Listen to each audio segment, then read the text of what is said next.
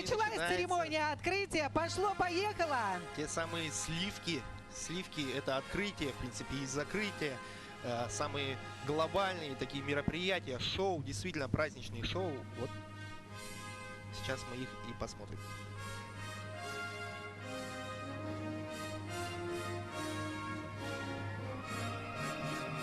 Из 3 блоков состоит церемония открытия. Исторический, русский и современный. Внимание! Говорит и показывает Южно-Сахалинск. Столица первых зимних международных спортивных игр «Дети Азии». Ladies and gentlemen, this is Yuzhno-Sakhalinsk, the capital of the first Winter Children of Asia International Sports Games.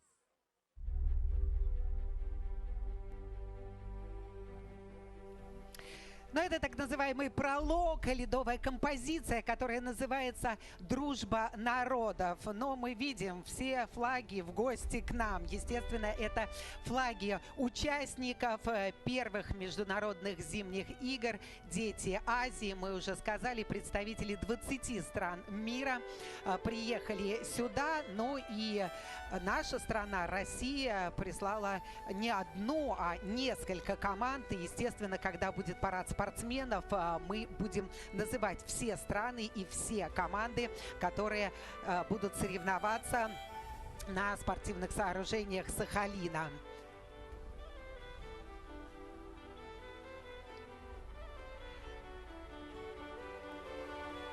Ну и вот в первой части, в первом блоке будет обыгрываться необычная форма острова, форма рыбы с хвостом и плавниками. Рыба в море – это не только целая индустрия, это жизнь как таковая, которая для острова была всегда основной. Действительно, вот это может быть такая пафосная и банальная фраза, но она вполне определяющая. Это жизнь. Вполне. Гордость природы Сахалина – это бурые медведи, которые соседствуют с человеком и даже изображены на гербе города Южно-Сахалинска. Юрты, костры, бубны, различные ритуалы – все это будет использовано в постановочных номерах. И в этих номерах будет показано, чем Сахалин отличается от других регионов. Ну а сейчас нам представляют вот эти наши волонтеры, участники церемонии открытия, все 8 видов спорта, которые включены в программу первых зимних игр. Но вот мы видим, и тут и фигурное катание, хоккей, шорт-трек, горнолыжный спорт, сноуборд, биатлон, лыжные гонки, прыжки на лыжах с трамплина. Это вот как раз сейчас и были горные лыжи. А это уже классические лыжные гонки. А может быть и биатлон, кстати. Хотя, наверное, биатлон как-то будет обыгрываться с помощью стрельбы, наверное, какой-то.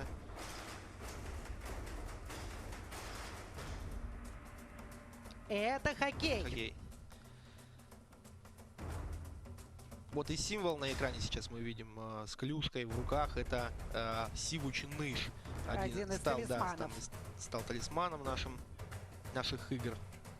Вообще надо сказать, что это 3 талисмана. Лисицу теперь зовут Лыжуля, Сивуча Ныш и оленя Юна. Оксана Сазонова стала победительницей конкурса. Этот конкурс проводился по выбору имен талисманов. Ну и она получила подарок от двукратной олимпийской чемпионки по биатлону Анны Багали. Перчатки с автографом спортсменки.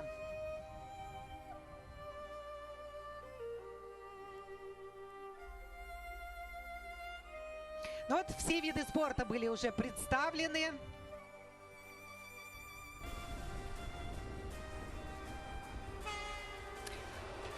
Гудок и звук характерный. Это поезд мчится по Транссибирской железнодорожной магистрали.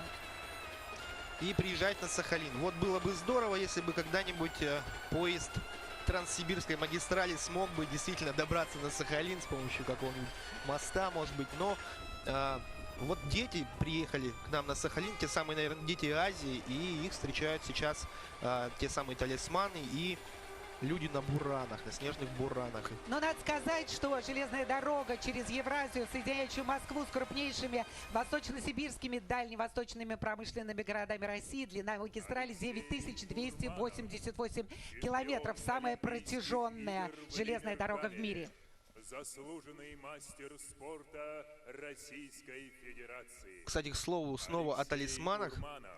Талисманы нам тоже предложили, Сахалинской области, дирекция международных игр предложила выбрать. Это тоже было голосование. И, в общем-то, победили те животные, которых мы сейчас и видим. Алексея Руманова нам представил диктор олимпийского чемпиона, трехкратного чемпиона мира. На церемонии открытия присутствуют The opening ceremony is attended by заместитель председателя правительства Российской Федерации Ольга Юрьевна Голодец, Mrs. Olga Golodets, Vice Prime Minister of the Russian Federation.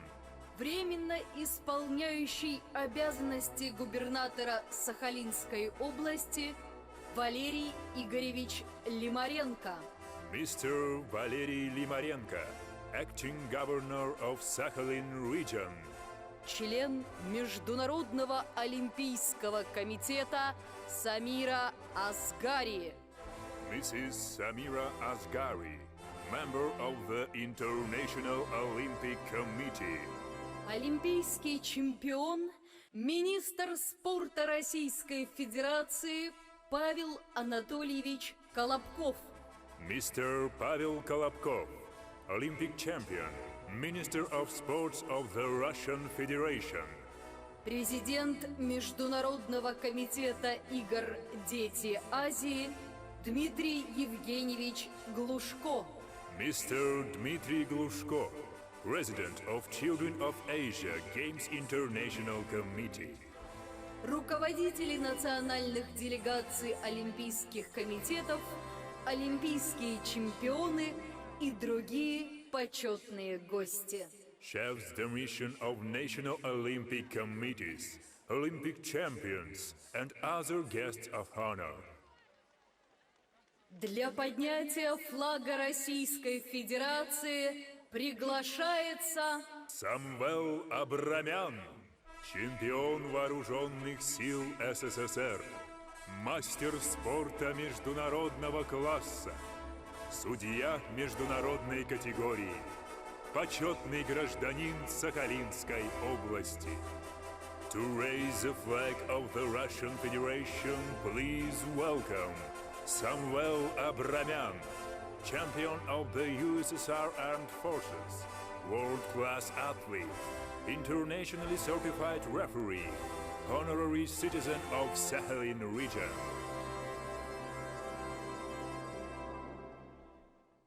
дамы и господа, просим всех встать. Государственный гимн Российской Федерации.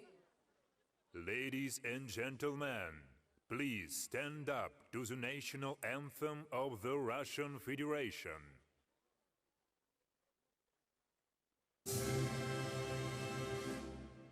Россия, священная наша держава, Россия, любимая наша страна.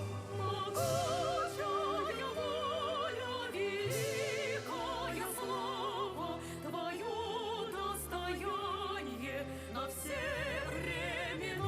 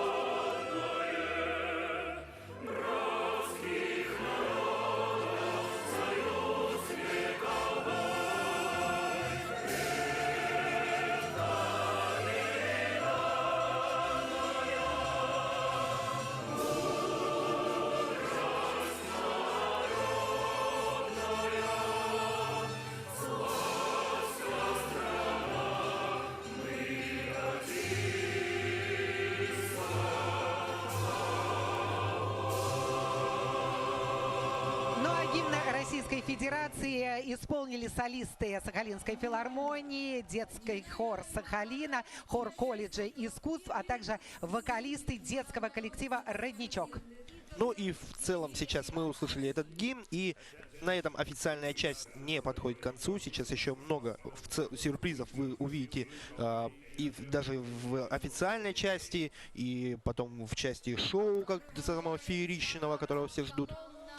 Судей первых зимних международных спортивных игр «Дети Азии». Колонну судей возглавляет главный судья первых зимних международных спортивных игр «Дети Азии», двукратный олимпийский чемпион Олег Саитов.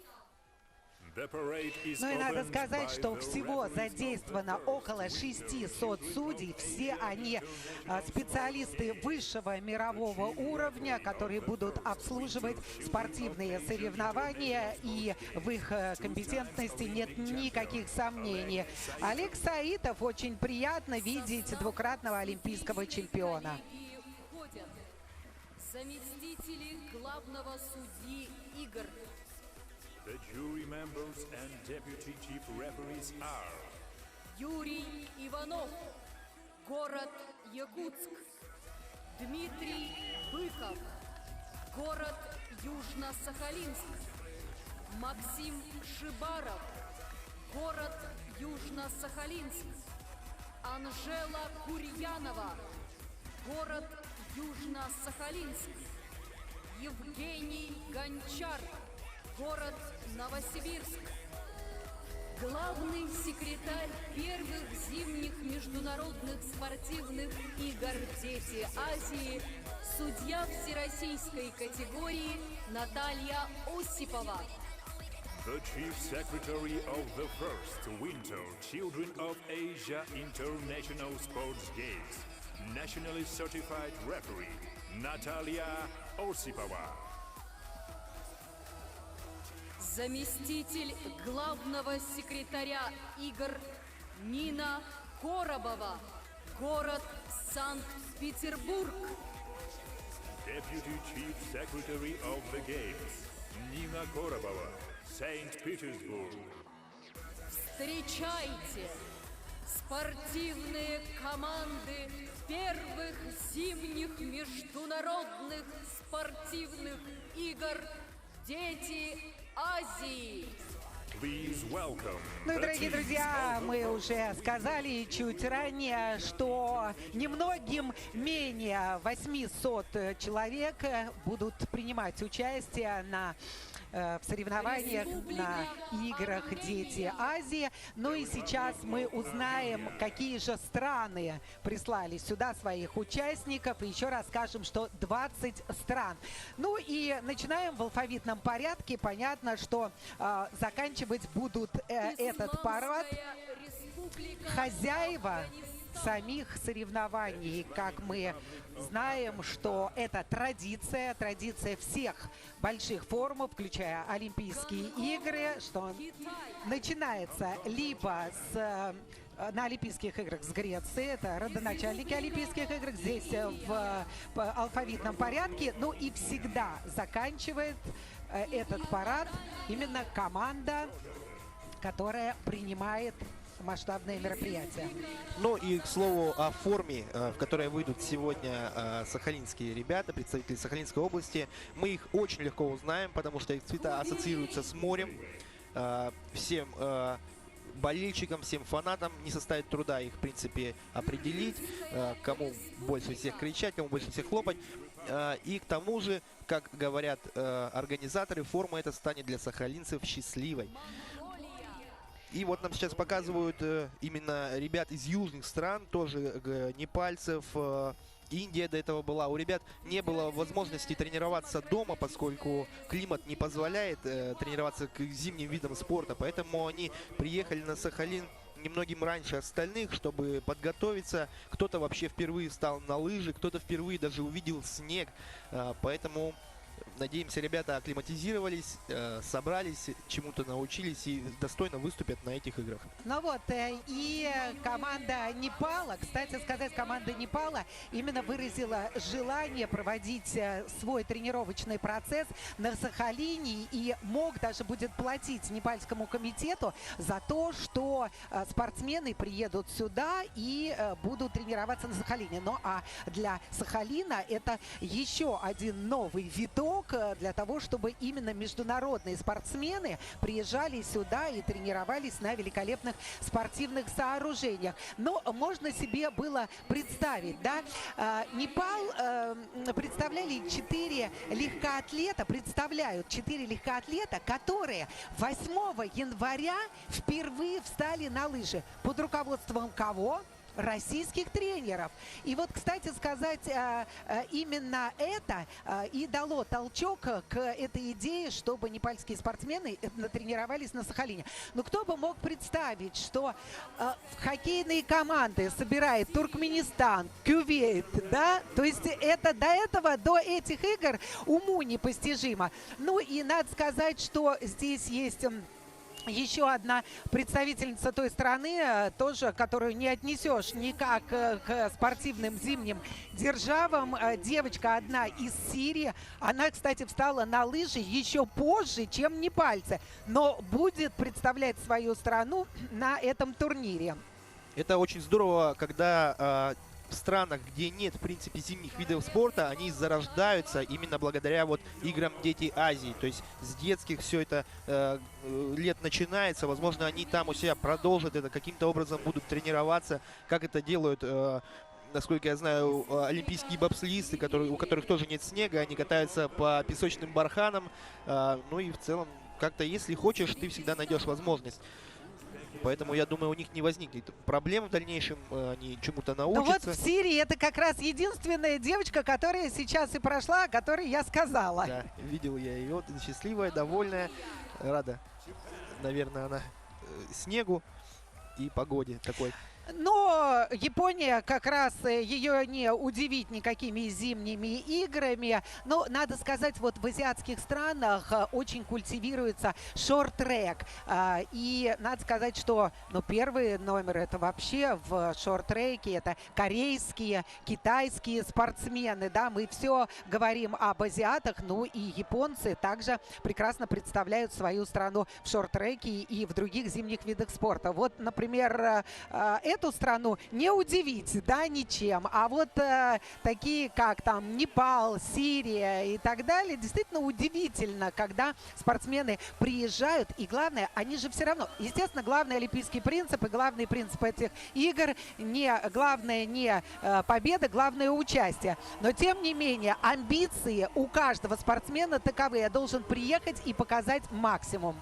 Да что говорить, нашу страну на Олимпийских играх несколько лет представлял, собственно, корейский спортсмен с корейскими корнями и очень достаточно хорошо представлял. В Сочи он взял несколько три золотых и еще бронзовую награду. Он стал самым успешным участником сочинских игр, если брать абсолютно все дисциплины. Ну и надо сказать, что на Филиппинах, например, из-за вот этих игр «Дети Азии» теперь проводится турнир, который называется «Батанг Пиной». Это что-то, с мальчиком связано, то есть успешный или сильный, не знаю, как переводится, честно говоря.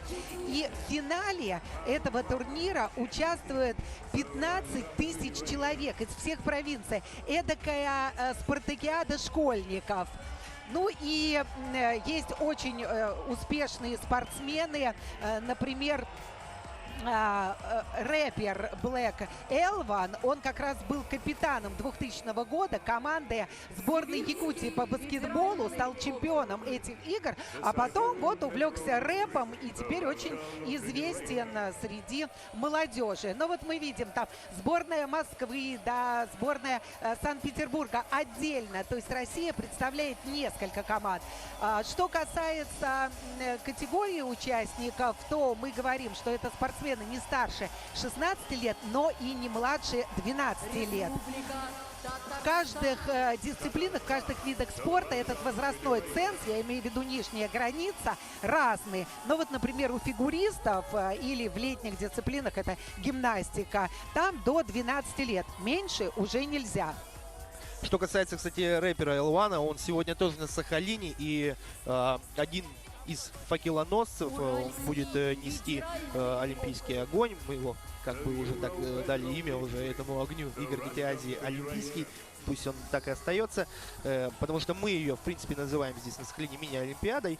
Это будет наш такой... Совершенно справедливо. Мини-огонек. Ну вот, собственно, Саха-Якутия проходит сейчас, за которую как раз и выступал рэпер L1. Хозяева летних игр Дети Азии, откуда вообще, в принципе, все пошло. Это из республики Сахи, Якутии. Там все это зародилось в 1996 году. Да, первым президентом республики Михаилом Новиковым, естественно, я могу запутываться, но, в общем, это и с инициативой выступил как раз их президент.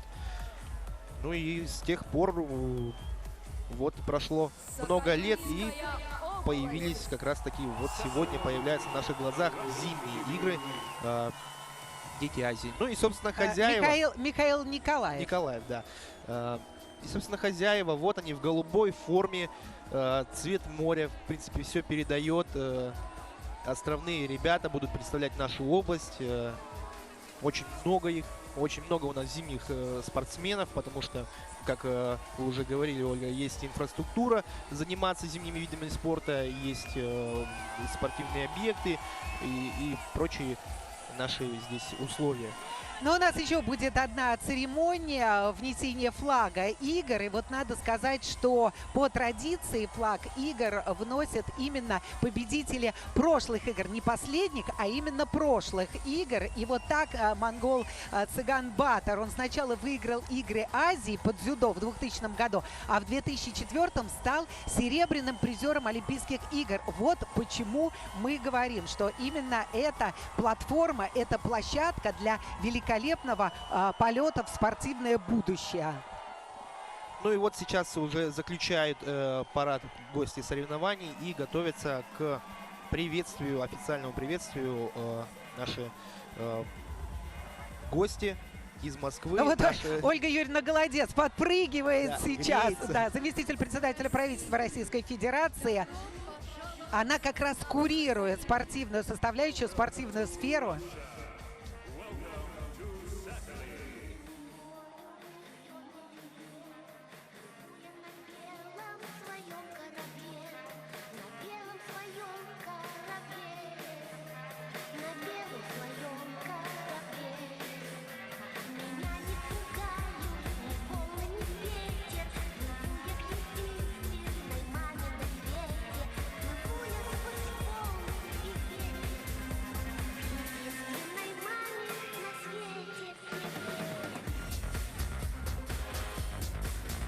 Ну и сейчас нас ждут официальные речи, а я хочу вам, дорогие друзья, сказать, что за все время проведения игр Дети Азии 120 официальных лиц, причем топовых официальных лиц различных азиатских стран посетили эти мероприятия.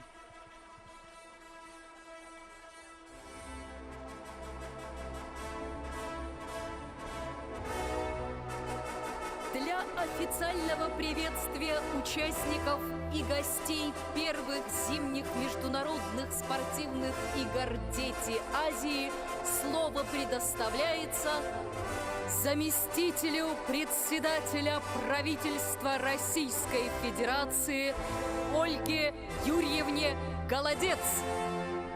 Welcome, the official greeting from the Vice Prime Minister of the Russian Federation, Mrs. Olga Голодец. Добрый вечер, дорогие друзья! Позвольте мне зачитать приветствие президента Российской Федерации.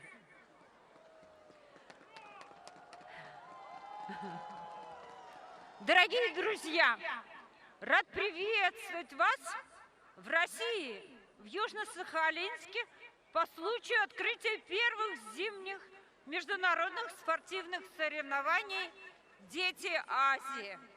Эти масштабные представительные соревнования выполняют важную и ответственную миссию, содействуют продвижению и популяризации ценностей олимпизма, развитию детского и юношеского спорта, укреплению дружбы и взаимопонимания между людьми. Уверен, что для юных участников игры станут настоящим праздником, позволят продемонстрировать свои способности, волевой характер и победный настрой. И, конечно, подарят всем присутствующим радостные и незабываемые впечатления. От души желаю, чтобы зимние международные игры «Дети Азии» обрели традиции, объединили вокруг своих благородных целей талантливую, увлеченную молодежь из России и других стран. Удачи, успехов и всего наилучшего. Президент Российской Федерации Владимир Путин.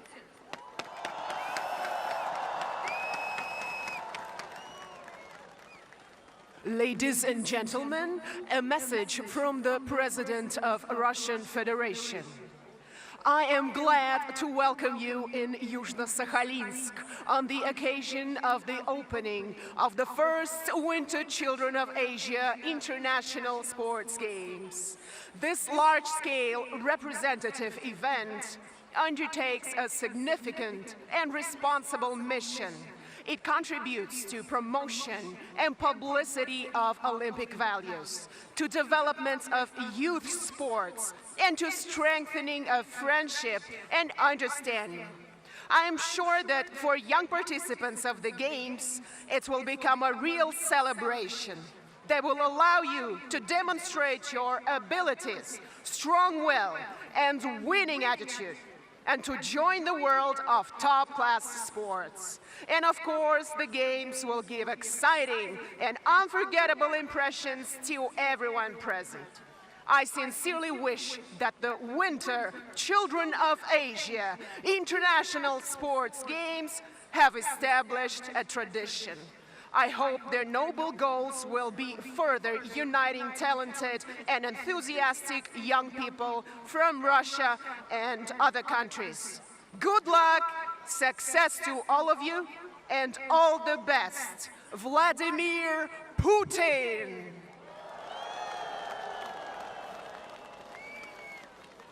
Временно исполняющий обязанности губернатора Сахалинской области Валерий Игоревич Лимаренко. Уважаемые гости, дорогие друзья, от имени сахалинцев и курильчан поздравляю вас с открытием первых зимних международных спортивных игр «Дети Азии». Это настоящий праздник спорта и дружбы для юных спортсменов из разных стран мира. И в этом году игры особенные. Первые зимние, первые на Сахалине. Мы делаем все, чтобы игры прошли на высоком уровне. Мы хотим подарить вам радость, чтобы вы захотели вернуться к нам снова. Нас многое связывает со странами Азии. Мы расширяем экономическое сотрудничество, укрепляем дружеские отношения. А в эти дни нас объединила любовь к спорту. Спортивная столица крупнейшего континента мира сегодня здесь, на Сахалине. Дорогие ребята, сегодня вы участники детских игр, а завтра вы точно станете олимпийскими чемпионами и внесете свой яркий вклад в развитие дружеских отношений между нашими странами. Я в этом не сомневаюсь. Желаю спортсменам отличных результатов, а болельщикам ярких впечатлений. Добро пожаловать на Сахалин! Член Международного олимпийского комитета Самира Асгари.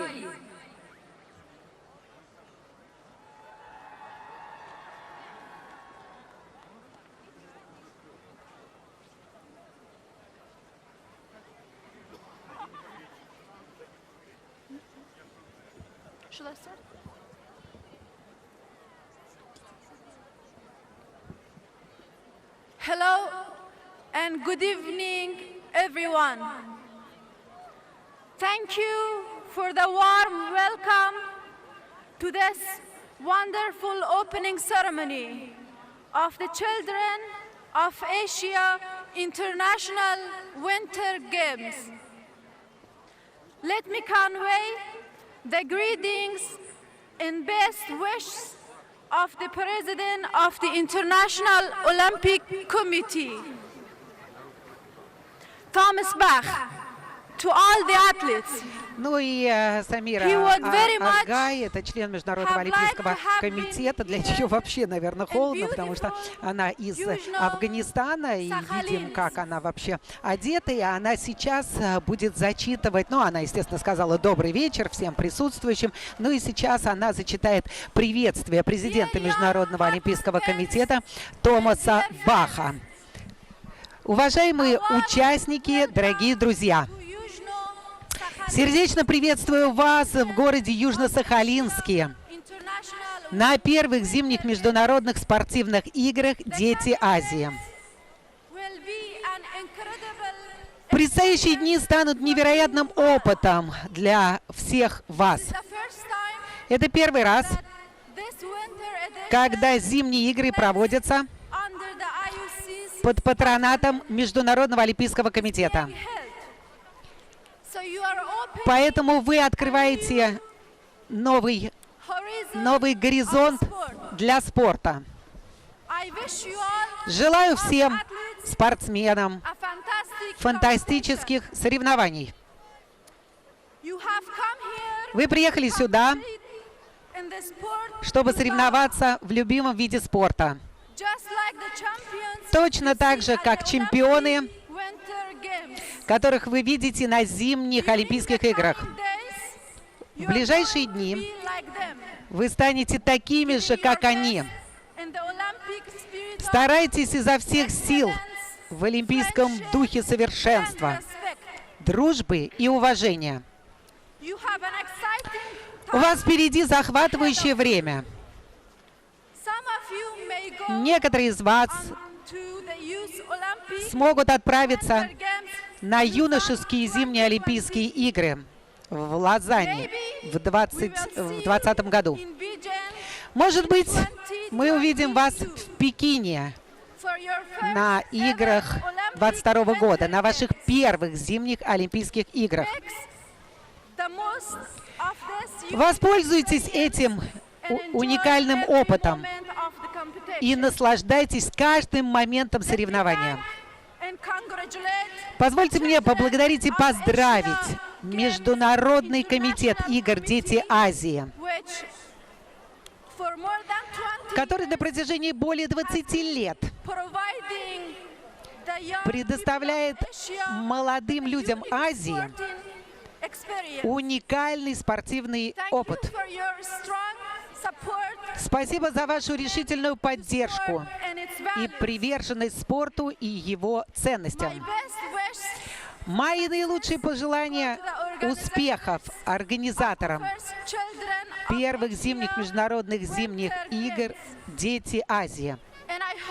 И я надеюсь, что все участники получат удовольствие от соревнований и прекрасно проведут время в Южно-Сахалинске.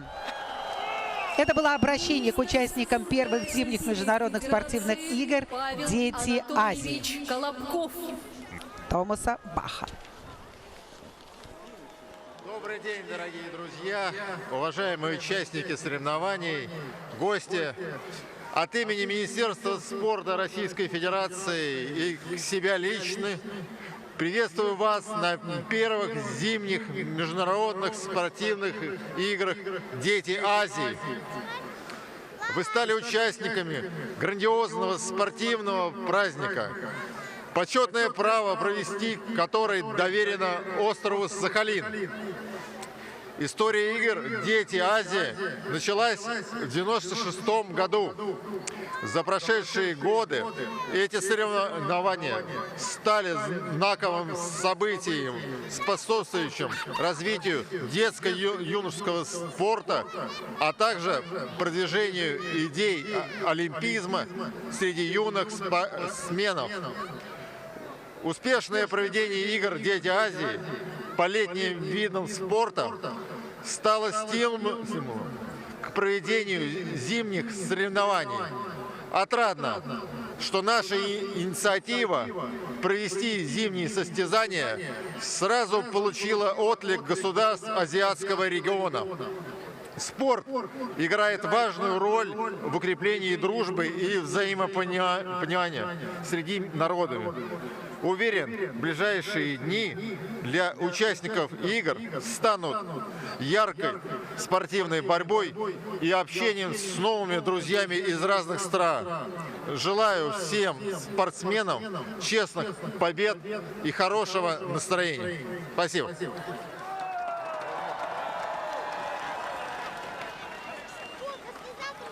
Президент Международного комитета игр «Дети Азии» Дмитрий Евгеньевич Глушко.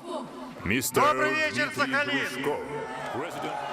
Давайте все вместе подарим энергию наших сердец спортсменам, и мы увидим зарождение новых талантов и спортивных звезд. Удачи!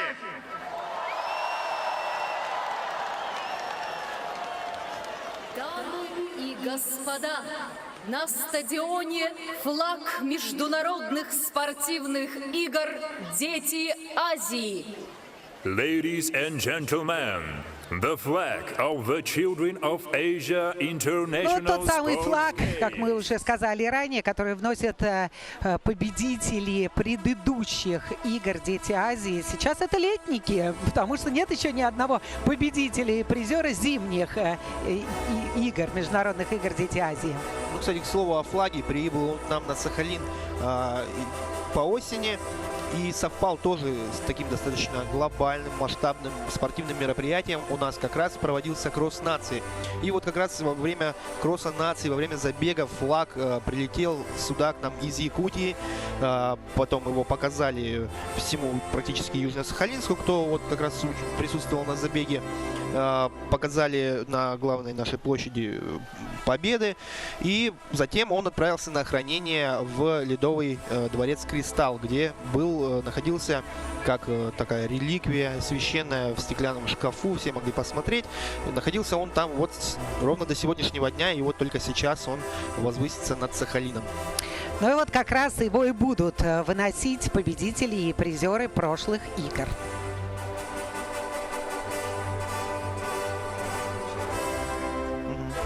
Дамы и господа.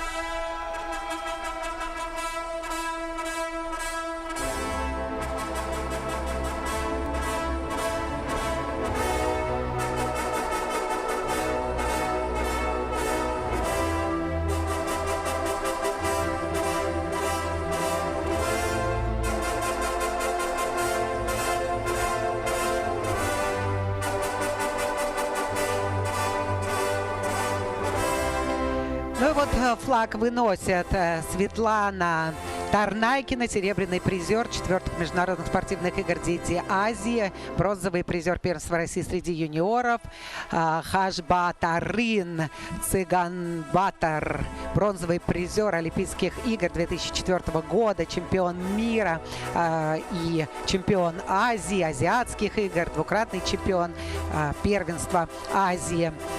Ну и также Леван Горозия, чемпион вторых международных спортивных игр «Дети Азии» по баскетболу, посол первых зимних международных спортивных игр «Дети Азии», известный певец, артист, участник лейбла Black Star.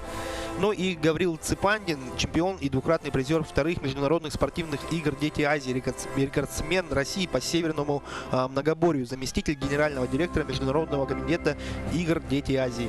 И как раз, к слову, об этих чемпионах, Светлана Тарнакина, хоть и вице-чемпион, серебряный призер, это наша сахалинка, тэквондистка. В принципе, вот она вошла в команду тех людей, которые выносят эту священную религию. Ну и Гаврил Ципандин был одним из тех, кстати, хранителей флага, которые привезли к нам этот флаг из Якутии. Ну и давайте послушаем, как звучит гимн игр «Дети Азии».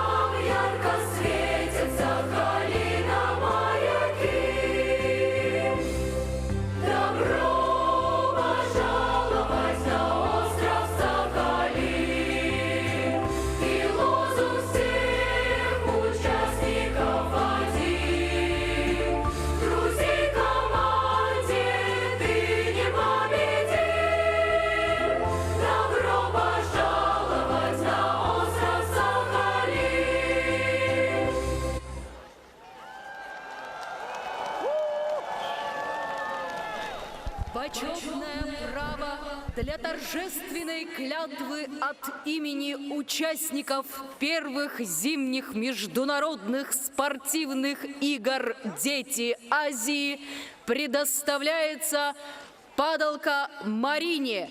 Фигурное катание, Сахалинская область. On behalf of the athletes of the first Winter Children of Asia International Sports Games, Ну и клятва — это the тоже honor to неотъемлемая say часть, например, Олимпийских игр. Ну и сейчас также будут звучать клятвы от имени судей и от имени спортсменов. Слушаем. Клятва.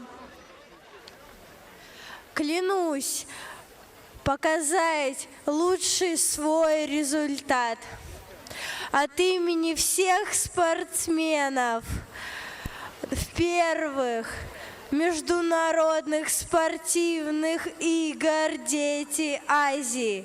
Торжественно клянусь выступать на играх с полной отдачей сил, показать высокое спортивное мастерство. Во имя... Слово для торжественной клятвы предоставляется судье международной категории Сергею Геннадьевичу Просвирину. Биатлон, город Санкт-Петербург. The honor to say the oath is given to Sergei Prosvirin, international referee, biathlon, St. Petersburg. От имени судей первых международных зимних игр «Дети Азии» торжественно клянусь выполнять обязанности с высокой ответственностью, уважая и соблюдая правила проведения соревнований, создать все условия для честной спортивной борьбы и достижения высоких спортивных результатов.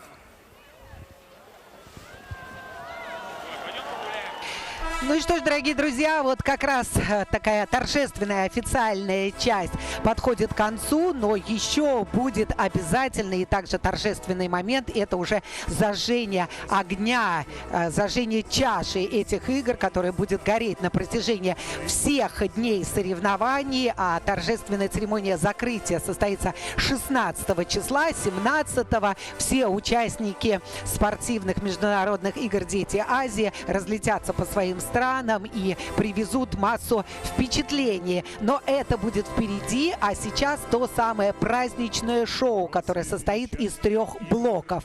И вот первый блок исторический.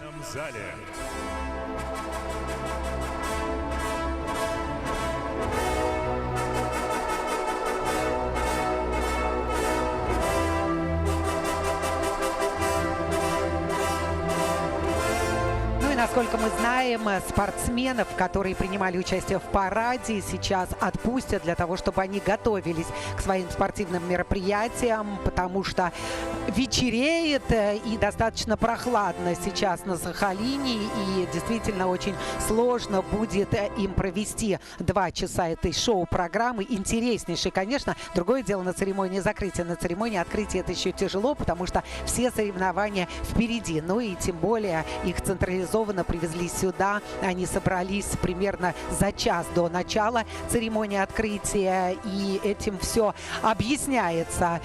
Немножко опустели здесь вот эти первые трибуны, предназначенные для самих спортсменов, но не делайте, дорогие друзья, никакие выводы, потому что на трибунах для зрителей все остались, и все, безусловно, хотят посмотреть это шоу. Тут и огненное шоу будет. Но кто-то из спортсменов, кто-то из участников тоже остался. Праздничное шоу начинается.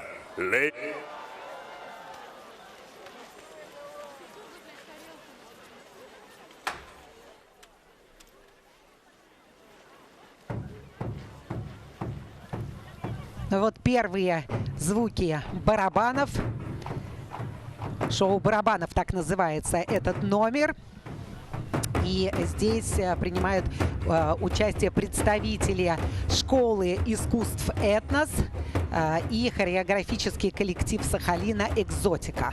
Вот, между прочим, «Этнос» очень популярен у нас на Сахалине. Ребята, вот особенно барабанщики, за свою синхронность пользуются невероятным спросом, выступают практически на всех глобальных мероприятиях, на всех событиях. И вообще сахалинские корейцы верят, что барабан отпугивает злых духов. И если все это приправить... Мы тоже верим. Да, если приправить все это танцами якутских шаманов, в принципе, думаю, игры пройдут более чем удачно.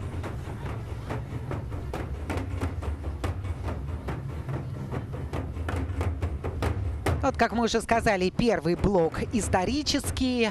Он показывает многонациональность России.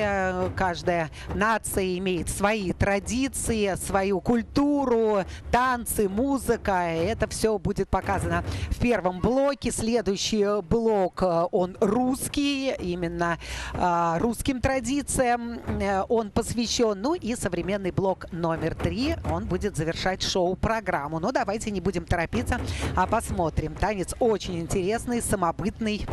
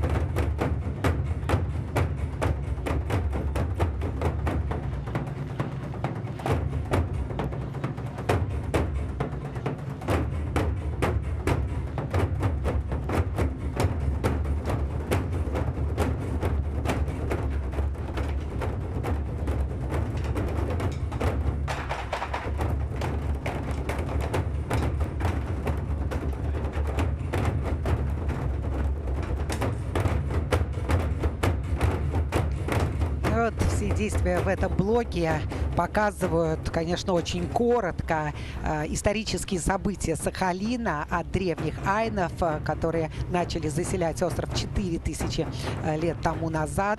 Ну и основная задача здесь — рассказать об истории земли, на которой проводятся игры, и погрузить зрителей в атмосферу.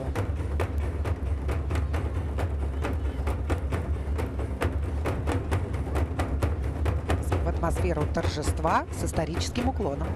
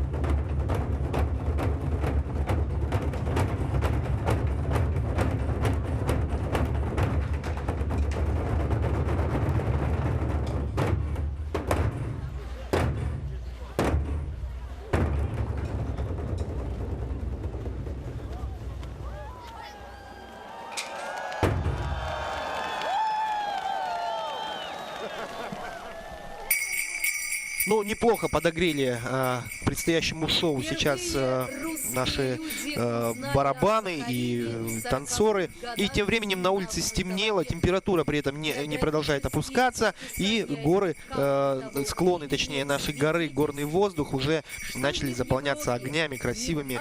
И посмотрим, что же будет дальше. Историческая часть. Но уже в XIX веке на острове был водружен российский флаг. В конце XIX века его посетил великий русский писатель Антон Павлович Чехов. The Russians first heard about Sakhalin in the 1640s. Geographical surveys and maps of the period show that neither Europe nor Asia had a realistic Решение idea поехать на about Сахалин Антон Павлович Чехов принял летом 1889 года, но в 90-м году он как раз и предпринял это путешествие. Путь через Сибирь занял 82 дня, за которые писатель написал 9 очерков, объединенных под общим названием «Из Сибири». Но уже по возвращению из Сахалина, вот как раз сейчас актер в образе Антона Павловича Чехова, он и написал то самое произведение «Остров Сахалин», которое зрители начали читать спустя 5 лет после того, как Антон Павлович Чехов вернулся уже в свою малую родину. Чехов, кстати, несомненно, очень внес большой вклад в культуру нашего острова. Недавно в честь него назвали наш аэропорт. Воздушная гавань теперь у нас носит имя Антона Павловича.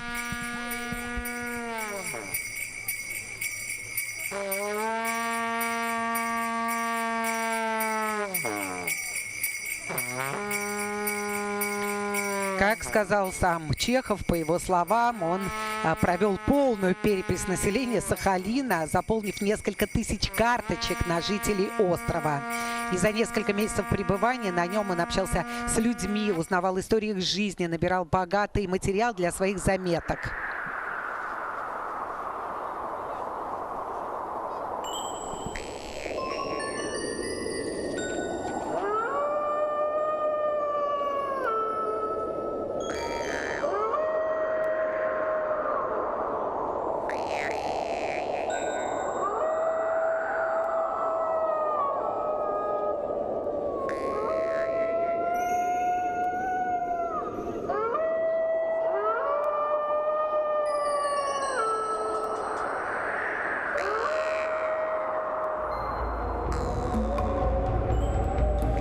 сейчас перед нами выступает народный ансамбль северного танца «Гулун». Это танцоры из Якутии, и номер их называется «Пробуждение тундры». Так они видят по-своему именно зарождение, наверное, вот этих снежных степей.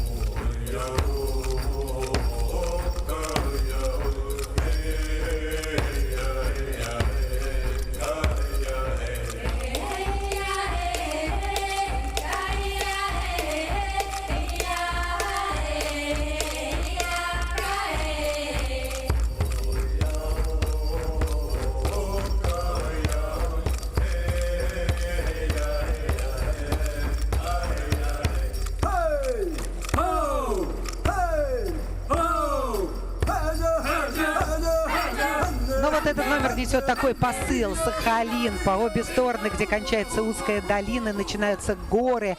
Зеленую стеной стоят хвойные леса из пихт, ели, лиственниц. И они представляются фантастическими. Народ тут не воинственный, не любящий ссор и драк. И мирно уживающийся со своими соседями.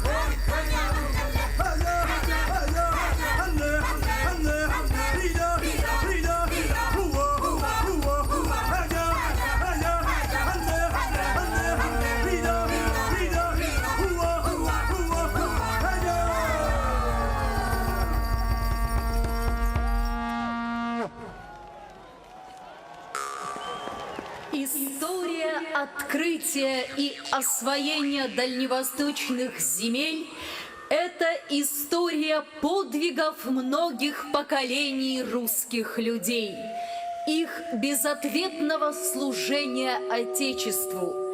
Сахалин стал частью России благодаря экспедициям и открытиям русских землепроходцев и мореплавателей.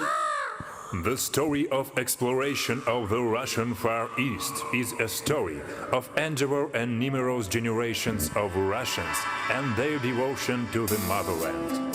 Sakhalin became a part of Russia thanks to expeditions and discoveries of Russian explorers and navigators.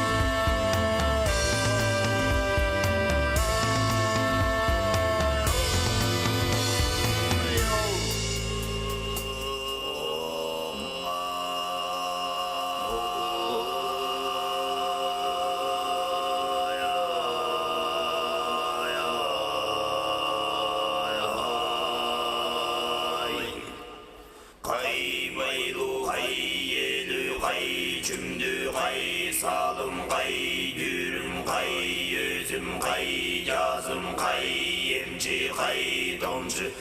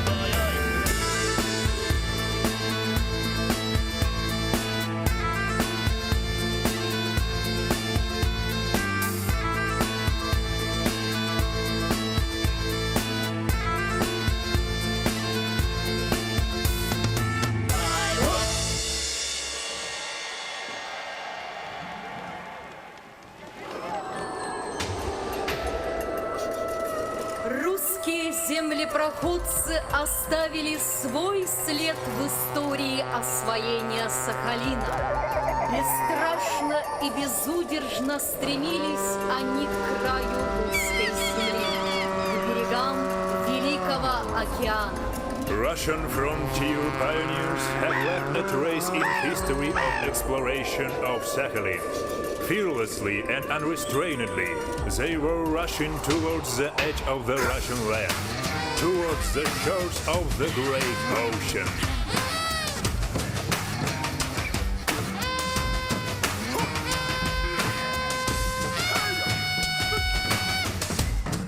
Государственный академический сибирский русский народный хор исполнил «Охотники», так назывался этот номер. Ну а теперь мы вновь видим танец, который «Танцующие бубны», так называется этот номер. И это театр «Гулун», Якутия.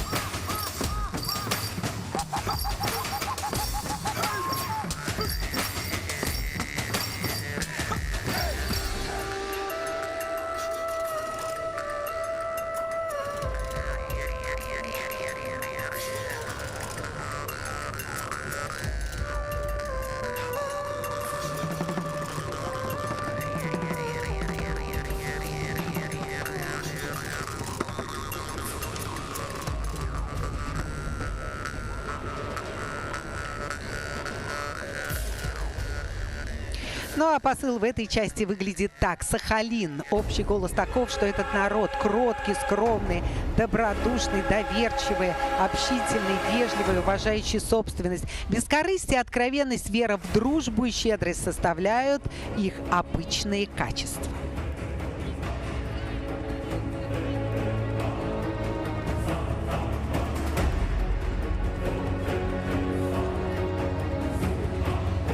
Ну и сейчас вот на арене, на стадионе появляются именно те, кто подогреет публику в прямом, буквальном смысле этого слова. Огненное шоу сейчас будет представлено сахалинскому зрителю. Символизирует оно, наверное, как раз освоение первопроходцев русских мореплавателей.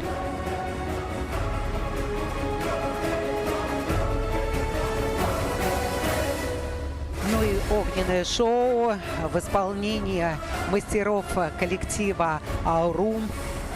Они приехали из города Санкт-Петербург, а также на сцене участники группы «Грейс» спортивной школы Южно-Сахалинска. Ну и вы видели, был такой выезд кочевников. Это всадники и 5 лошадей.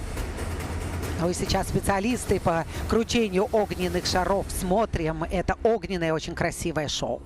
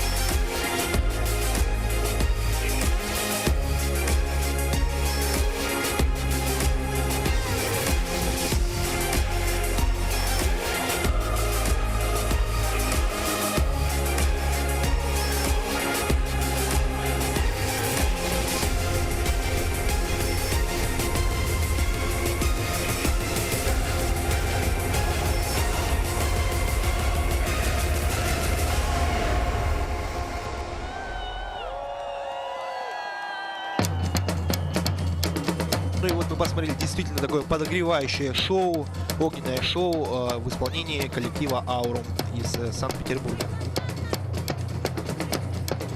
Ну а следующая композиция, она ледовая, называется «Восхождение солнца». И мы видим, как на ледовую арену выезжают фигуристы Южно-Сахалинска. Это маленькие детки от 5 до 12 лет, и они покажут сейчас свое мастерство.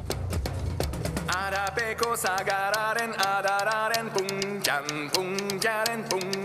toria zegoen kantari chiruriruri chirurirura no carice ore tu cantu ererori chiruriruri chirurirura no carice ore tu cantu ererori Arapeko sagararen adararen punkan Gloria sego en cantari Chiruriruri, chirurirura No carice ore tu cantu ererori Chiruriruri, chirurirura No carice ore tu cantu ererori Sagara yo de la sagara yo de la sagara yo de la yo de la yo de la sagara yo de la sagara yo de la sagara yo de la yo de la yo de la sagara yo de la sagara yo de la sagara yo de la yo de la yo de la sagara yo de la sagara yo de la sagara yo de la yo de la yo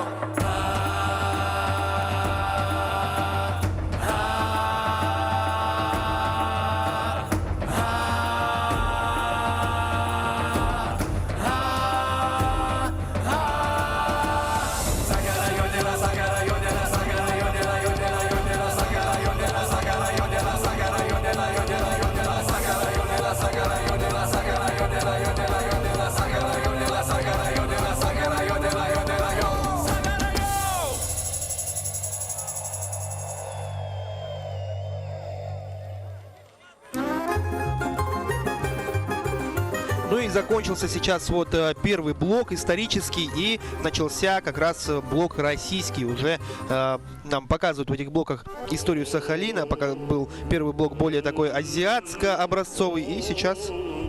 А сейчас Алексей Тоновицкий, лауреат международных всероссийских конкурсов, солист Мариинского театра, терем-квартет, исполняет «Коробейники».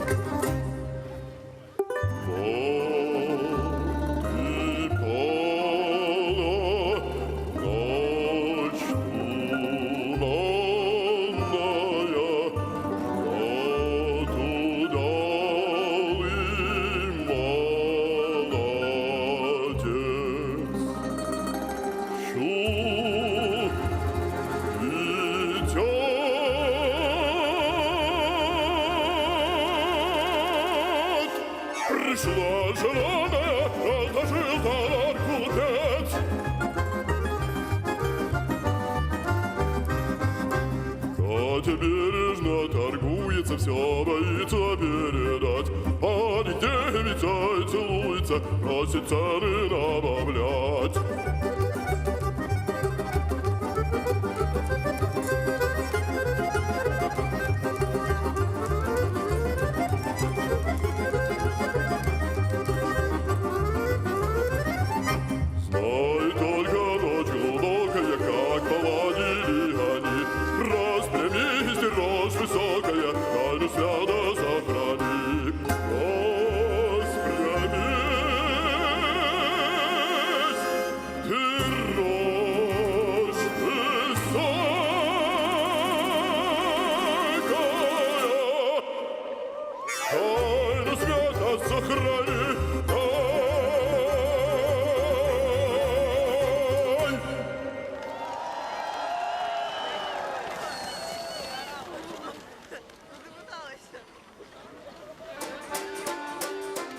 Россия. Быть русским значит не только говорить по-русски. Это значит воспринимать Россию сердцем, видеть ее самобытность и ее неповторимое своеобразие. Russia. Ну и помимо Алексея Тоновицкого, как мы сказали, лауреата международных и всероссийских конкурсов, солиста Мариинского театра и терем-квартета из Санкт-Петербурга, также в этом номере «Коробейники» приняли участие представители колледжа искусств Южно-Сахалинска, а также представители хореографического ансамбля «Акварель», тоже из Южно-Сахалинска. Смотреть Но на это них было очень государственный- холодно, на самом деле. Очень легко одетые девушки, поэтому поскорее пожелаем им согреться, попить горячего чая. Но это Государственный академический сибирский русский народный хор, и исполняет он «Отваженку».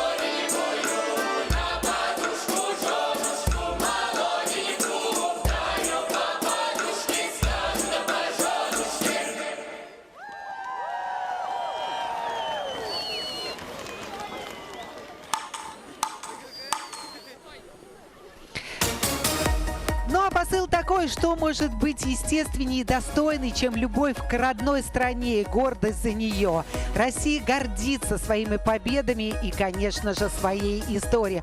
Что касается зимних видов спорта, то зимние забавы были всегда любимыми в нашей стране, начиная с лепки огромных снеговиков, ледяных скульптур и снежных городков, и до филигранного катания на коньках. Ну, снежных горок, конечно же, говорилось я. Жить с размахом, с открытым сердцем – это как раз в стиле русского народа. Ну, а сейчас она снежки солила, Потолок березовые ледяной, кадушки. да, в исполнении как раз-таки коллектив Академического сибирского русского народного хора был до этого, а сейчас фигуристы Москвы и Санкт-Петербурга, эстрадный центр «Апельсин» и вокалисты Just Time колледжа искусств и Play Dance и аниме.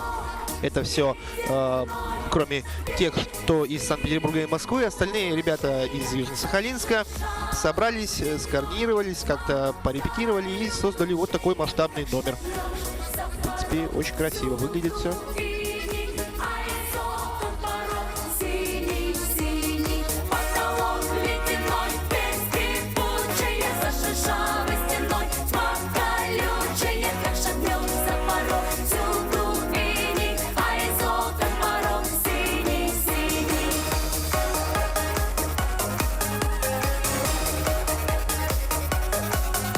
Ходила на охоту, ковала серебро.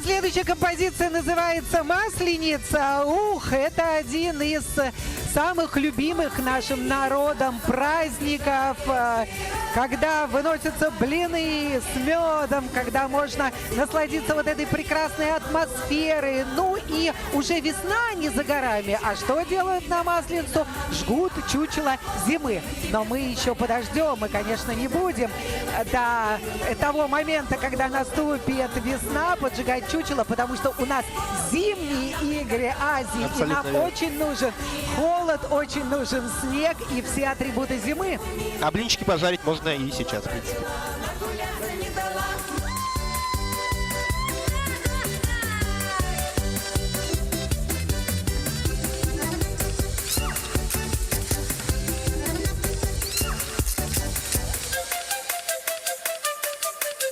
Ух ты!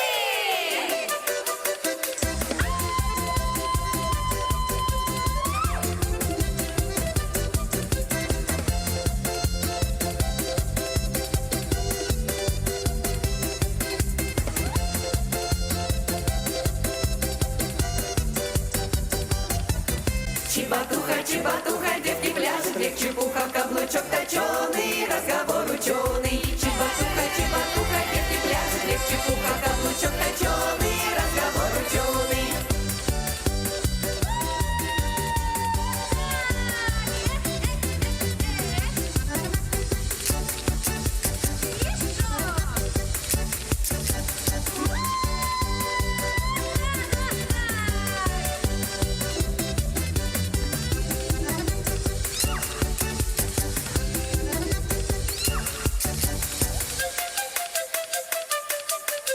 Ух ты!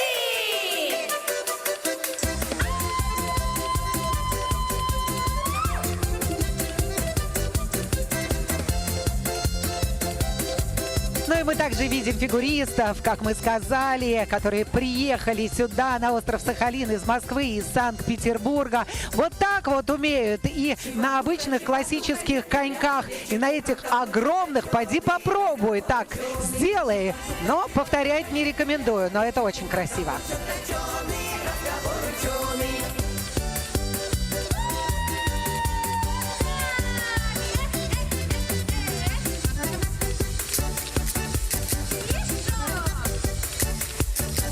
Ой, дождали масляной 7 недель, 7 недель. Осталось от масляной один день, один день. Ой, масленица, весело гуляла, блинов напекла, песня играла. Ой, масленица, весело гуляла, блинов напекла, песня играла.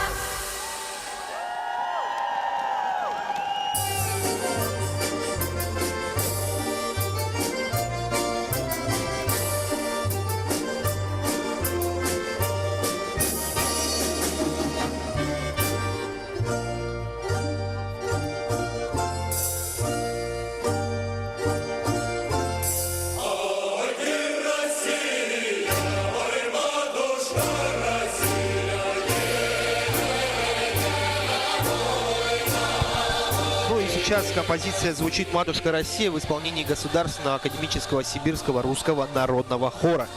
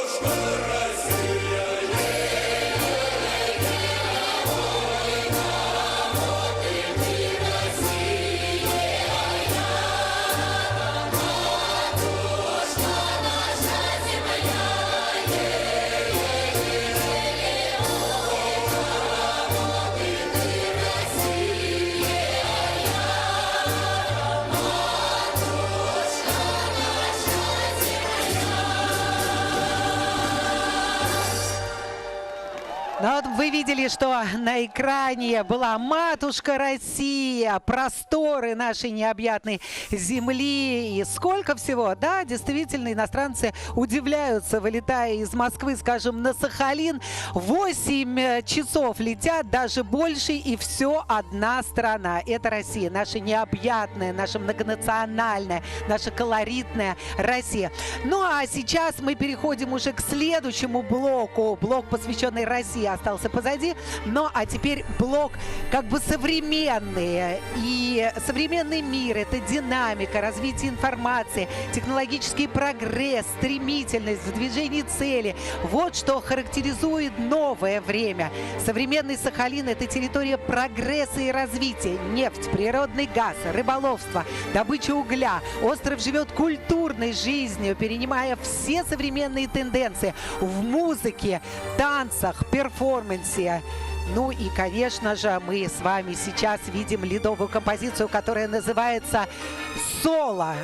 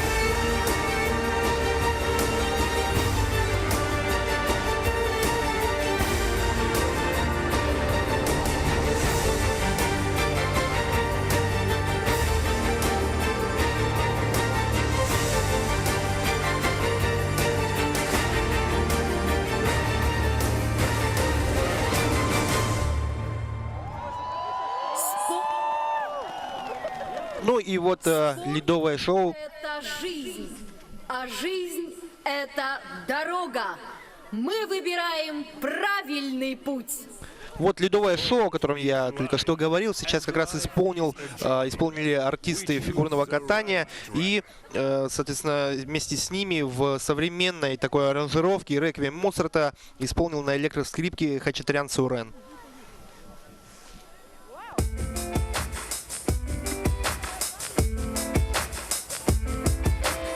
Я только начинаю свой путь, мама. Ну и вот, собственно, сливочки, те, ради кого собралась большинство молодежи сегодня. Группа М-Бенд перед сахалинской аудиторией. Понимаю, в жизни все не так уж просто. Я понимаю, уже не детский возраст. Я знаю, жизнь довольно скоротечна, и наши будни, увы, не бесконечны. Я хоть и молод, уже немало повидал. Спасибо Богу за все, что мне сегодня дал. И пусть моя семья все реже собирается, я знаю точно, они все так же улыбаются. И пусть бывает туго, я знаю, нужно поднажать, собрать весь мусор, негатив, кулак его зажать и двигаться, чтобы узнать, что по ту сторону моста я только начал. Следующий пит-стоп мечта. Подними глаза вверх, посмотри в небо, взлети туда, где ты до сих пор не был. Порой успех так близок, его лишь нужно взять. Ты знаешь точно, сейчас не время ждать. Эй, подними глаза вверх, посмотри в небо, взлети туда, где ты до сих пор не был. Порой успех так близок, его лишь нужно взять. Ты знаешь точно, сейчас не время ждать. Эй, чем выше меры, эй, тем больше веры, эй. И на душе так хорошо, что хочется кричать. Я верю, я уже совсем рядом. Я верю, я знаю, что мне надо. Мой путь мой, каким бы он ни был, я каждый день подхожу подхожу ближе к победе. И этот блеск в глазах не так просто убрать. Ты знаешь, все получится, ведь главное начать. Подними глаза вверх, посмотри в небо, взлети туда, где ты до сих пор не был. Порой успех так близок, его лишь нужно взять. Ты знаешь точно, сейчас не время ждать. Эй, подними глаза вверх, посмотри в небо, взлети туда, где ты до сих пор не был. Порой успех так близок, его лишь нужно взять. Ты знаешь точно, сейчас не время ждать. Эй, меня так манит облаками небо. Хочется прыгнуть высоко, взлететь. Взлететь туда, где до сих пор я не был. Взлететь туда и просто петь. просто петь и петь о самом главном, о том, что важно, о том, что на душе. Я начал понимать это совсем недавно. И небо совсем рядом, небо так близко уже. Подними глаза вверх, посмотри в небо, взлети туда, где ты до сих пор не был. Порой успех так близок, его лишь нужно взять. Ты знаешь точно, сейчас не время ждать. Эй, подними глаза вверх, посмотри в небо, взлети туда, где ты до сих пор не был. Порой успех так близок, его лишь нужно взять. Ты знаешь точно, сейчас не время ждать. Эй! Ну а обрамляли эту музыкальную композицию, исполненную обладателями награды «Золотой граммофон» М-бенд, 4-кратные чемпионы мира по брейк-дансу. Это коллектив называется «Топ-9». Приятно находиться сразу на таком большом мероприятии. Ну, у нас, кстати, тоже свой есть ребенок Азии. Да, друзья, поэтому нам очень комфортно и по кайфу. Поехали дальше. Ну и нам тоже было по кайфу, как и по кайфу было молодежным коллективам Южно-Сахалинска, которые также принимали участие в этом перформансе. Окей, я снова был неправ, а ты решила верно, наверное. И мне не стоит больше ждать никаких чудес.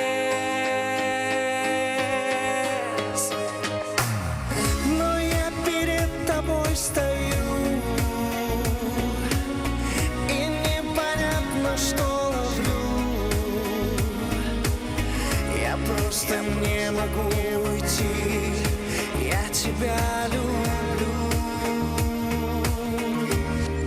сильно. Она вернется, она мне ночью заменяет солнце.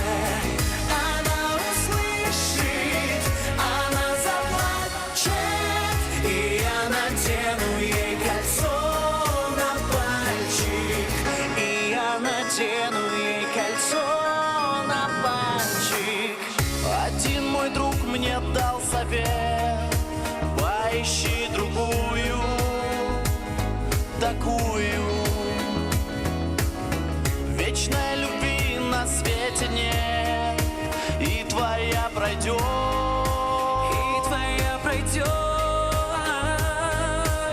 А я в ответ ему молчу.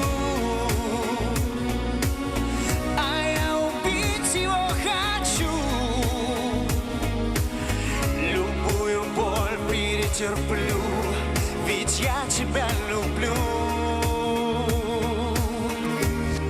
сильно. Она вернется, она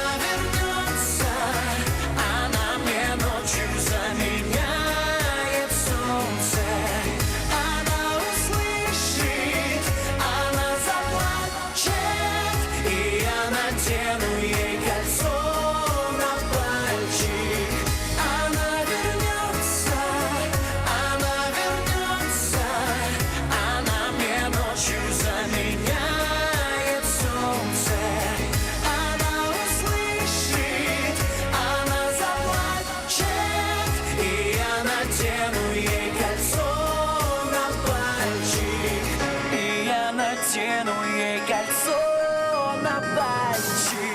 Она вернется, по-другому быть не может, нет. Она ведь придает моему полумраку свет. Мы столько с ней видали, пошумим и поскандалим, но мы с одного металла два ребра одной медали. Я буду ждать, как отсечь на свою Пенелопу. Неважно, сколько я люблю, а значит нету стопа. Она услышит, мне поверит, и она простит. Она вернется, и кольцо на пальце заблестит. Она вернется, она вернется. Она мне ночью заменяет солнце.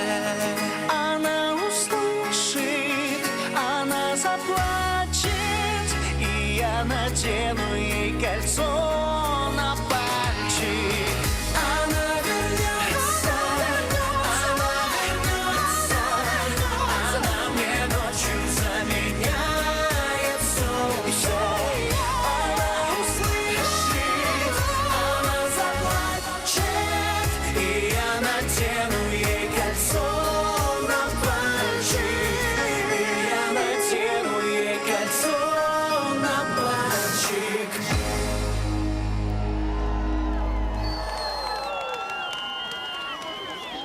Спасибо! Спасибо, друзья!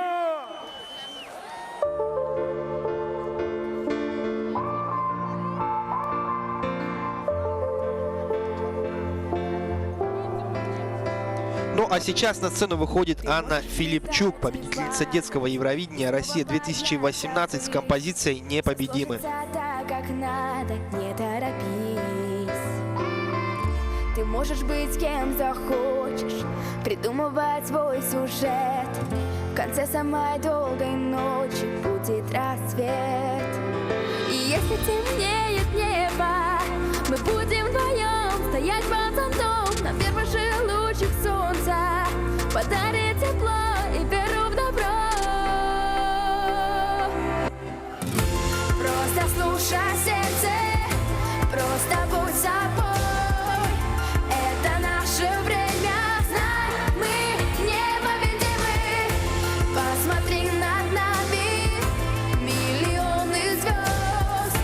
Загадай желание, знай, мы непобедимы. Вместе мы сильней, открой глаза, иди смелей к мечте своей. Не сдавайся, все в твоих руках, преграды нет, лети на свет, мы непобедимы. We're keeping the planet spinning, we're ready to cross the line.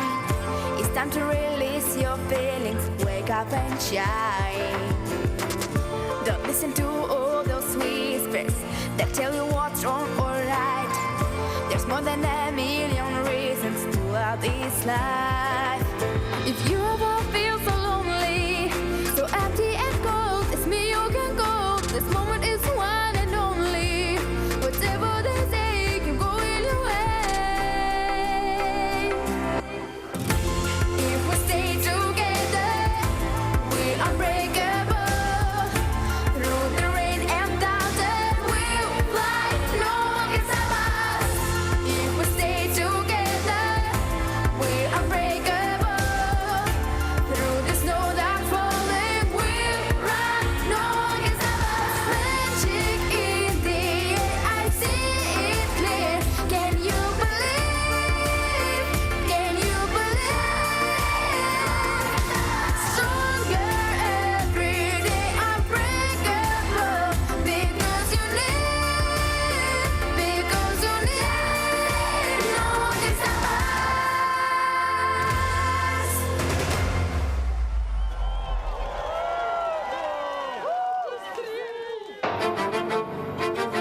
Огонь игр, зажженный на родине игр в Якутии, в национальном природном парке Ленские столбы, прибывает на стадион «Спартак». The flame of the games was lit in the homeland of the games in Yakutia, in the Lena Pilos National Park. Now it is arriving at Spartak Stadium.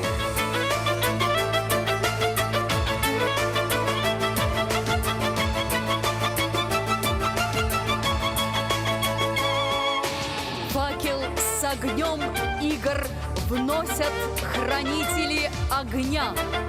В течение 50 дней они преодолели более 3612 километров. 370 факелоносцев пронесли огонь в 29 населенных пунктах. The flame of the games is carried by the torchkeeper. Within 50 days, they covered over 3,600 kilometers. 370 torchbearers carried the flame across 29 communities.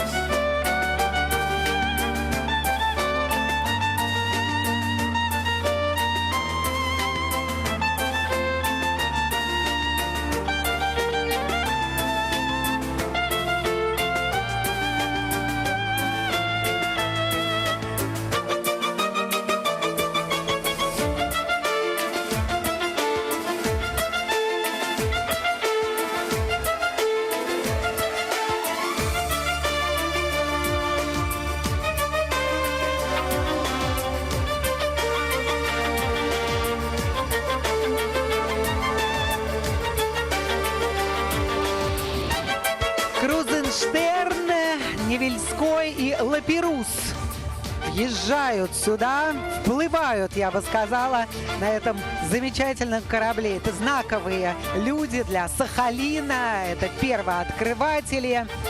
Иван Федорович Крузенштерн, при рождении Адам Иоганн фон Крузенштерн.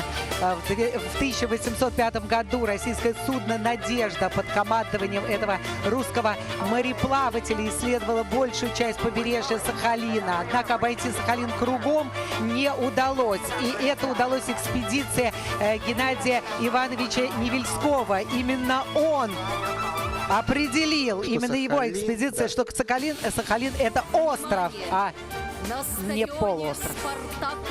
Огонь первых зимних международных спортивных игр «Дети Азии». Attention! The flame of the first Winter Children of Asia International Sports Games is entering the stadium.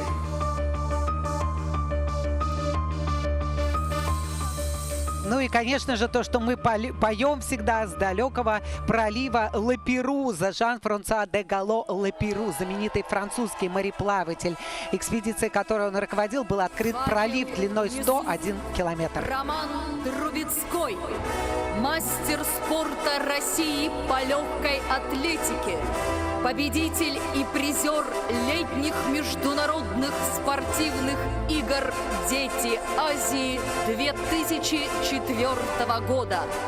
Рекордсмен Европы в эстафетном беге 2008 года, город Южно-Сахалинск.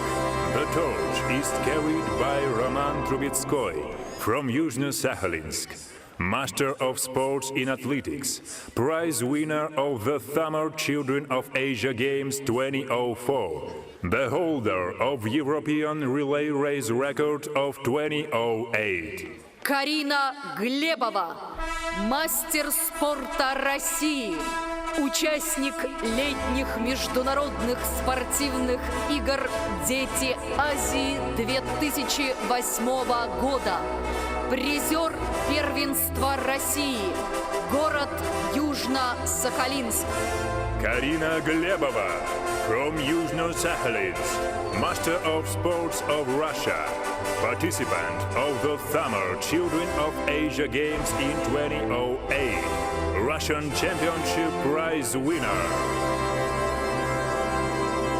Ильяс Нургалиев, кандидат в мастера спорта по легкой атлетике, призер первенства России, многократный победитель и призер Дальневосточного федерального округа, город Южно-Сахалинск.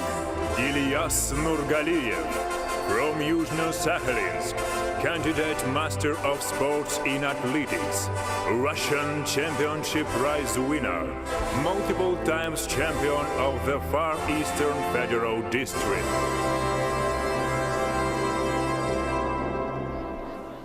Огонь первых зимних международных спортивных игр «Дети Азии» принимает Михаил Ефимович Кройт, заслуженный тренер России, ветеран спорта, педагог, тренер по лыжным гонкам школы зимних видов спорта.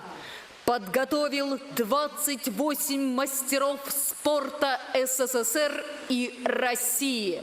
Среди его учеников мастера спорта международного класса, победители и призеры чемпионатов СССР.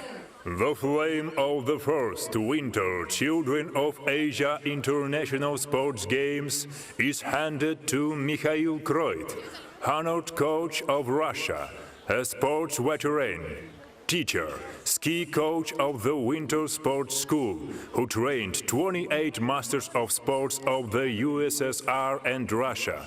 Among his students are world-class athletes and prize winners of the USSR Championships.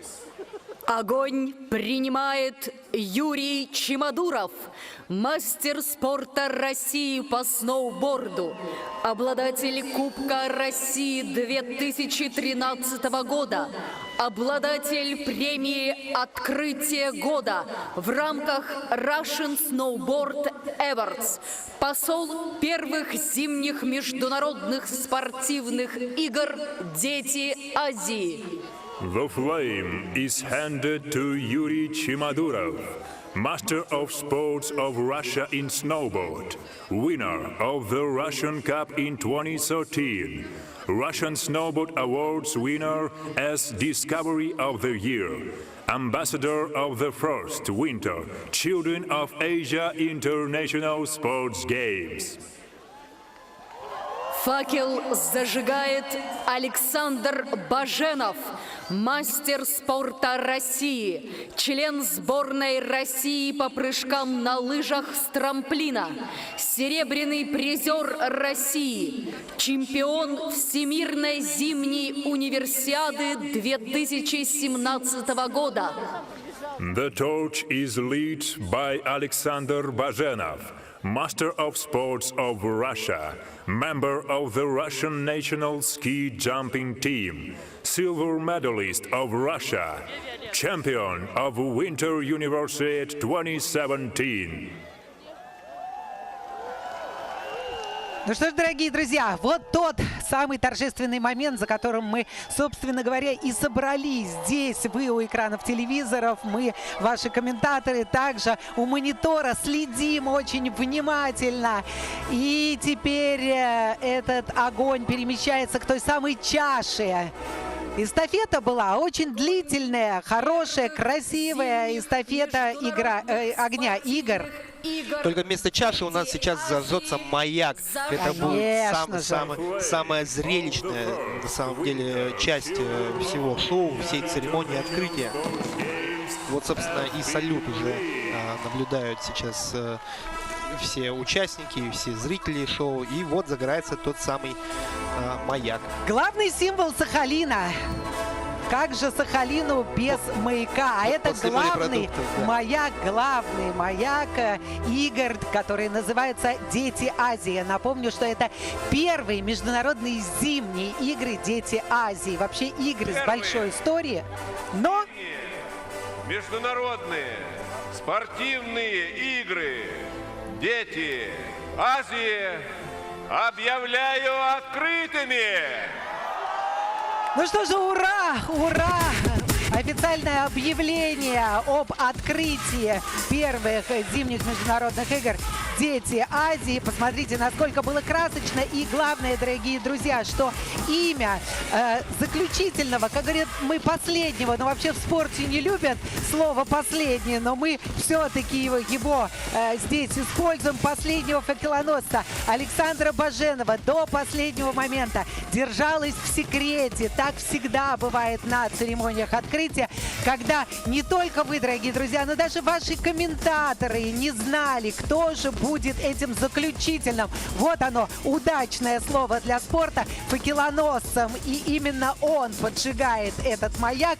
Но огонь будет гореть на протяжении всех соревновательных дней, включая 16 число, когда будет уже происходить церемония закрытия игр. И это тоже будет торжественный момент, может быть, немножко грустный. А сейчас полное веселье, прекрасные открытые сердца, открытые души. Все еще впереди.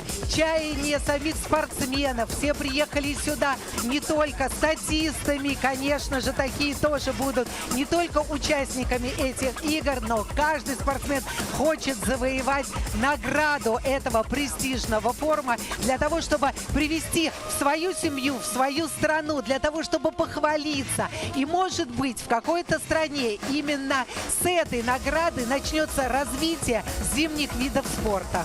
Ну и мы напомним для тех, кто, возможно, не был с нами в начале, что в этих международных играх «Дети Азии» первых зимних примет участие 20 стран мира, именно 765 молодых спортсменов. Также приехали, конечно, их тренера, инструктора, руководители команд, судейский корпус, волонтеры, более 1000 человек. И, в принципе, очень много вообще людей подключено ко всему этому грандиозному, масштабному событию.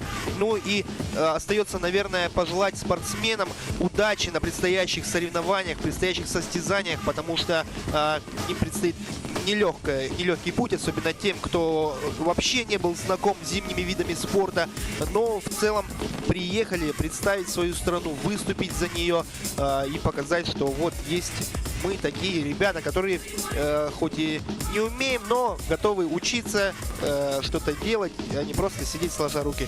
В целом, сами игры настроены не на какое-то состязание или соревнование, они должны олицетворять дружбу народов, а именно азиатских стран. Но все-таки это большая соревновательная программа и достаточно сильная спортивная составляющая этого проекта. И мы также, когда был парад спортсменов, говорили о том, что не все мастеровитые атлеты приехали сюда. Вот, например, представители Непала, это 4 легкоатлета, которые представляли летние виды спорта. И только 8 января впервые они встали на лыжи, встали на лыжню под руководством российских тренеров. И вот теперь они полноправные члены своей команды, которые будут представлять Непал на уже международной арене. И как бы ни сложились эти соревнования, в любом случае они приедут и уж точно будут делиться этими незабываемыми впечатлениями, этими эмоциями бури. Эмоции выльются на всех друзей. Они будут рассказывать, что такое этот Сахалин, что такое это Дети Азии, какая это красивая борьба. И, конечно же, когда они расскажут своим сверстникам, своим коллегам, те захотят принять участие уже в следующих играх. И прирастет вот это общество детей, поклонников зимних видов спорта. И также мы говорили по ходу трансляции, что есть идея у устроителей вообще этих игр не только на Сахалине, а я имею в виду у руководства Международного комитета этих игр проводить зимние соревнования с периодичностью раз в 2 года. Вот такая она востребованность. А это значит, что на следующих играх будет уже не 20, пусть 22, пусть 23 страны. Но главное, чтобы прирастали эти страны и становились в один ряд с участниками Сахалинского форума. Ну что ж, дорогие друзья, церемония открытия первых зимних международных игр «Дети Азии» подходит к концу, и нам осталось только с вами попрощаться. Для вас в течение всей трансляции работали комментатор острова Сахалин Артем Кан и заслуженный мастер спорта, серебряный призер Олимпийских игр Ольга Богословская. Спасибо вам за внимание. И главное, дорогие друзья, приходите на спортивные арены, болейте за юных спортсменов, болейте всем своим сердцем, и они, конечно, вам ответят хорошими результатами. Встретимся на спортивных площадках. Нам было приятно для вас работать. Спасибо, до скорой встречи. Всего доброго.